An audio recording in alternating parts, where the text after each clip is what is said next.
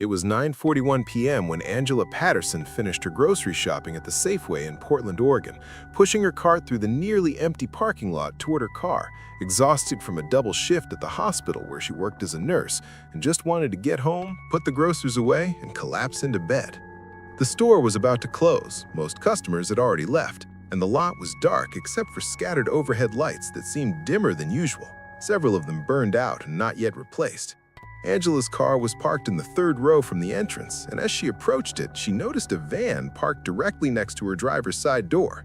Odd, because when she'd arrived 2 hours earlier, this section of the lot had been mostly empty, plenty of other spaces available, yet someone had chosen to park inches from her car in a way that would make it difficult for her to open her door.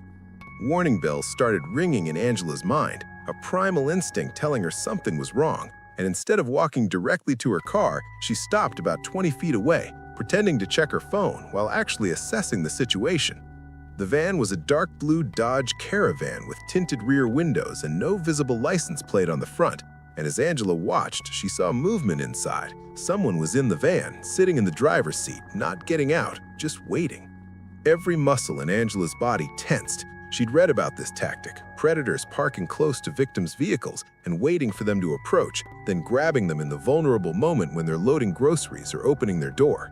Angela turned around and walked quickly back toward the store entrance, abandoning her grocery cart in the middle of the lot, and she could feel eyes watching her from that van, could sense the shift in energy as whoever was inside realized she'd detected the trap. She made it back to the store's entrance, which was locked. They'd closed at 9:30, but there were still employees inside cleaning and restocking, and Angela pounded on the glass door until a young employee came over looking annoyed, probably thinking she'd forgotten something. But when he saw Angela's terrified expression, his demeanor changed immediately. "There's someone in a van parked next to my car watching me. I think they're waiting to attack me. Can I stay here while you call the police?" Angela said it all in one breath, words tumbling out in a panicked rush.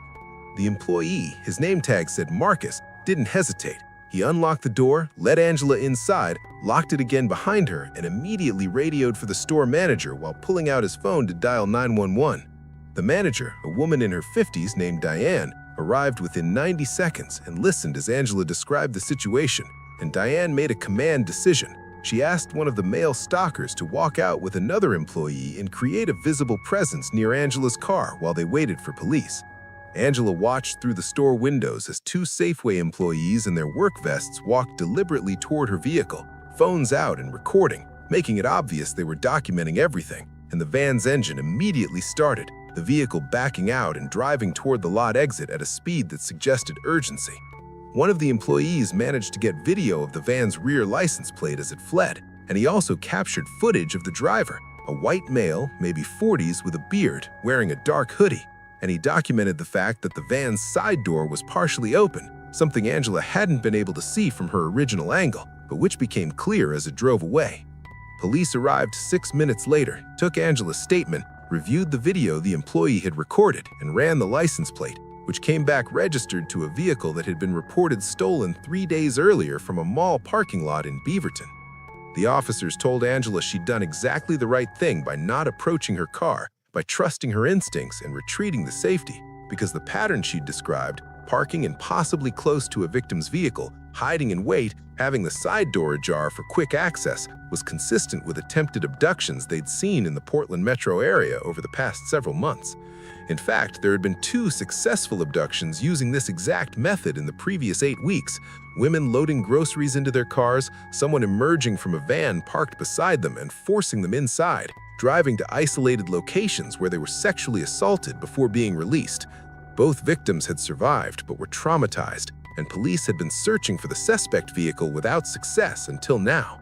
The video from the Safeway employee provided the first clear look at the perpetrator in the stolen van, and detectives immediately distributed the footage to news stations and social media, asking for public help identifying the man. Within 24 hours, they received a tip from someone who recognized him as Thomas Brecker, a registered sex offender who had been released from prison 18 months earlier after serving time for aggravated sexual assault. Brecker had been living in a halfway house in Portland, but had violated his parole conditions by failing to report to his parole officer and cutting off his ankle monitor, and he'd been missing for 2 months, during which time the abductions had begun. Police tracked Brecker to a motel in Vancouver, Washington, arrested him, and found the stolen van parked behind the building, with evidence inside linking him to both previous abductions, personal items belonging to the victims, DNA evidence, and a restraint system he'd installed in the back cargo area. Angela had to testify at the trial about her experience, describing how she'd noticed the van positioned strategically, how she'd seen movement inside, how she'd trusted her gut and retreated instead of approaching her vehicle, and the prosecutor argued that her actions had prevented what would have been Brecker's third abduction, that her awareness and quick thinking had not only saved her, but had also provided the evidence needed to identify and arrest him. Brecker was convicted on multiple counts of kidnapping, sexual assault, parole violation, and vehicle theft, receiving a sentence of 35 years to life with no possibility of parole before serving the minimum. Angela never went to that Safeway again, switched to a different grocery store closer to her home with better lighting and security, and she changed her entire approach to parking lot safety. She always parked as close to the entrance as possible, even if it meant walking further. She scanned the area before approaching her car, she kept her keys in her hand and her phone easily accessible, and if anything seemed off, a vehicle parked too close, someone loitering nearby, a gut feeling she couldn't explain, she wouldn't hesitate to turn around and find help.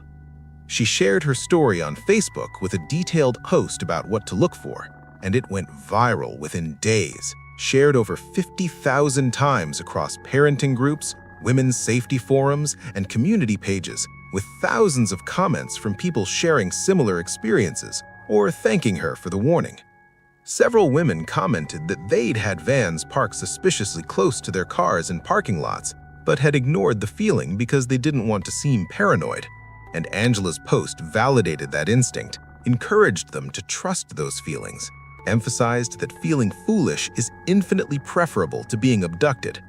She became an advocate for parking lot safety, speaking at community centers and self-defense classes about situational awareness, about the specific tactics predators use, the close parking, the side door ajar, the waiting in vehicles, and about how survival often means simply paying attention to your environment, noticing things that seem out of place, and being willing to inconvenience yourself by walking back to safety rather than assuming everything is fine.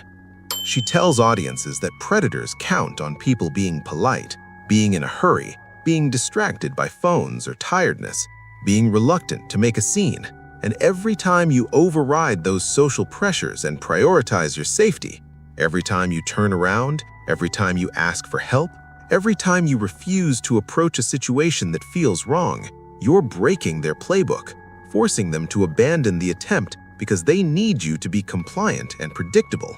And the moment you're neither, you've already won. You've already survived, even if you never see what would have happened if you'd made a different choice.